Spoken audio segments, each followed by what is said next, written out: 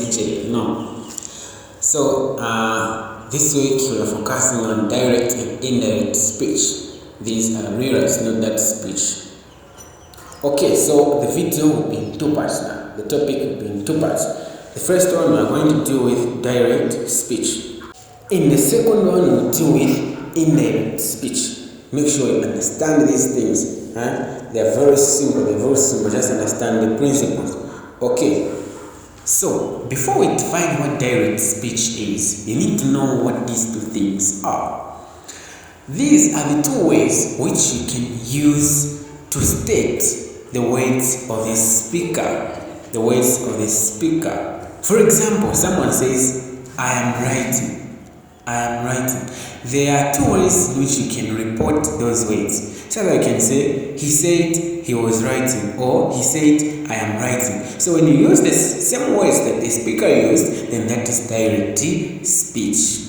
Whilst when you use your own words to report or to state the speaker's words without changing the meaning, then that is indirect speech. So let us now discuss direct speech.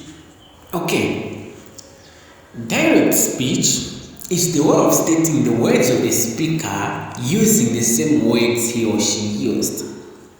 You use the same words when you are stating what the speaker said. So, the words of the speaker must be enclosed in the quotation marks. So we have those quotation marks or the inverted commas, the opening and the closing inverted commas. So, the words which were used by the speaker must be in the inverted commas. That's the first thing you need to understand. So, there is what we call a speech tag, which is a phrase used to describe or to introduce the words of the speaker or the quotation. How? For example, Chanda said. You see? Chanda said, I am going. So, there is that phrase we are putting at the beginning, which is Chanda said. That is what we call a speech tag.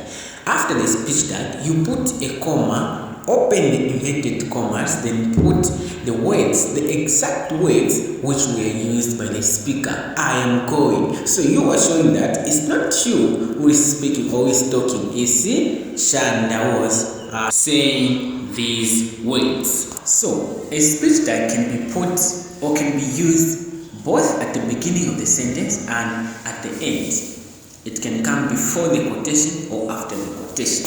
So in the second example, I am going, said Chanda. Said Chanda is the speech tag, which has come after the quotation.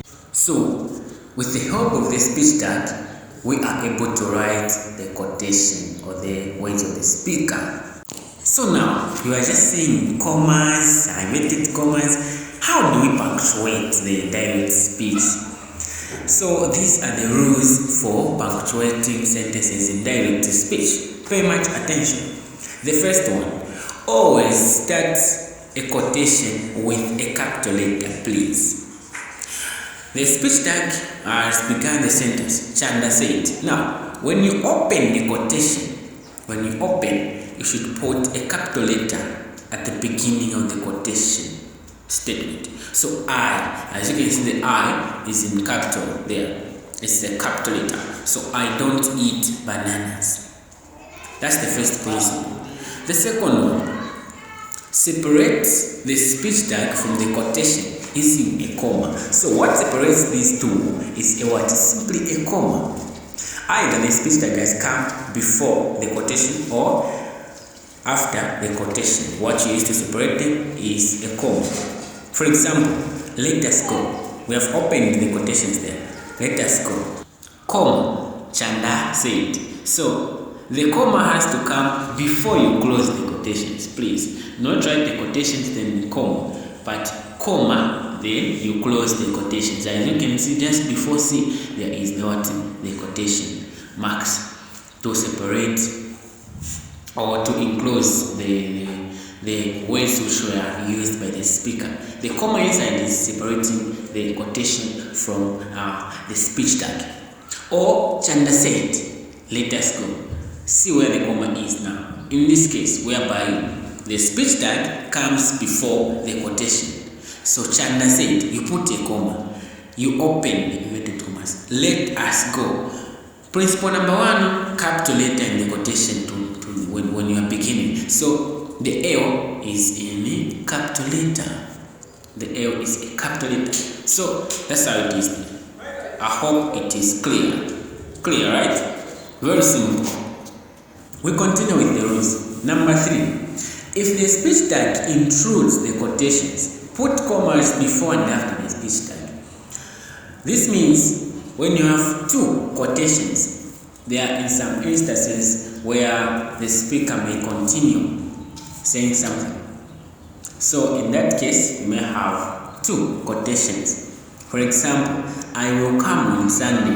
Mother said, keep the orders for me. You see? So both the first one, which is I will come on Sunday, and keep the order for me, both quotations were said by the mother. So now, the speech tag should be put in between the 2 quotations. Then, you should put the first comma in the first quotation to separate it from the speech tag. Then, after the speech tag, you should put a comma at the end of the speech tag to separate it from the second quotation. Then, in the second quotation, the first letter should be a small letter. Okay, rule number 4. If the quotation is an exclamatory or interrogative statement, put an exclamation mark or a question mark after the quotation. In this case, you should not use a comma. So there are some cases whereby the speaker was asking or was shouting. So in that way, we use question marks when the speaker was asking and exclamation marks for exclamatory sentences or statements. For example, asking, are we going? Chanda asked. So just after are we going, you put a what? A question mark to show that it was a question. Then you close. Do not close the inverted comma, then you put a question mark. No. Question mark, then you close. Chanda said. In that case, do not use a comma. Shut up, shouted the teacher. So that's an exclamatory statement. We only put an exclamation mark there. So after the word up, which is shut up, exclamation mark, we close, shouted the teacher. So in both cases, you don't use the word a comma, but instead the question mark and the exclamation mark separates what the quotation from the speech tag itself. From the speech tag. So that's how it is on these 2 rules here. Good. So let us now look at some of the practical examples. Punctuate the following sentences in direct speech. Number 1. I will write the homework tomorrow, said Doreen. It's not punctuated, it's just written like that. So you punctuate. How?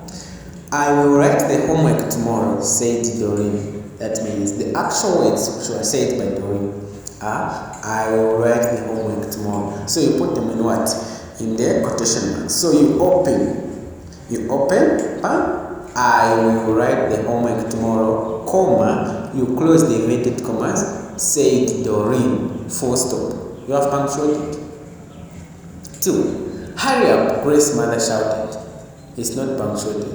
How do you punctuate? Hurry up, Grace. Those are the words which were used by the what? By the mother. So you put them in the inverted commas. You open, hurry up, Grace. Exclamation mark. You close, mother shouted. Full stop. 3. Can I come in? Asked Chanda. Can I come in? Asked Chanda. So it's not punctuated. Can I come in is the question or was the question that Chanda asked. So you put it in the inverted commas. You open, can I come in? Don't put a comma, it's a question. So you put a what? A question mark, then you close, asked Chanda, full stop. 4. Come here, Lucy, mother said. I want to send you. You see, there is a speech tag in between the two quotations. If you look at that sentence carefully, you may find that, or you will notice that we have two quotations there. So we put the first one in the quotation marks. Come here, loose. Come here, loose. It's like that's shouting. So we put an exclamation mark there. So in that case, we will not use the comma to separate the first quotation, which is come here, loose, from the mother said, which is the speech tag. But the exclamation mark is playing that role, so we will not put a comma there. Mother said, comma, to separate the speech tag mother said from the quotation number 2, which is I want to send you, because it's the same mother who continued to say the same words. So I want to send you in inverted commas. But we said the first letter in the second quotation must be a small letter. Why is I a capital letter there? Okay, I is always a capital letter. That is to show respect for yourself. That's the rule of English. I is always a capital letter. So if we had any other word or letter apart from I, it would have been in a small letter. We would have written it in a small letter, because that's what the rule says about the second quotation. You should start with the what? A small letter. Full stop, then you close. Don't close, then full stop. No. Those are the simple examples. Good. Now try those questions. Try to punctuate. You can pause the video and try to punctuate. Then you compare with the correct answers. So how should be the first one? We will go to the cinema, they said. So you open the inverted commas, you write we will go to the cinema, comma, you close, they said, full stop. Full stop. That's how we write the first one. Good. The second one, get out, Mr. Panda shouted. I don't want to see you doing that again. You see? So we've got two quotations there. So you open, get out, put an exclamation mark, close the inverted commas, Mr. Panda shouted, comma, you open the other inverted commas for the second quotation. I don't want to see you doing that again. Full stop, because the sentence has ended. Then you close the inverted commas. Good. The third one, where can I find mangoes in this season? The marketeer asked. I want to order some. So even here we've got two quotations. So you open the inverted commas. Where can I find mangoes in this season? Put a question mark. Close the inverted commas. The marketeer asked, comma, open the inverted commas. I, in capital letter, want to order some. You put a full stop, then you close. I want to order some, full stop, then you close the inverted commas. So that's how we should do. Punctuate those sentences. Good.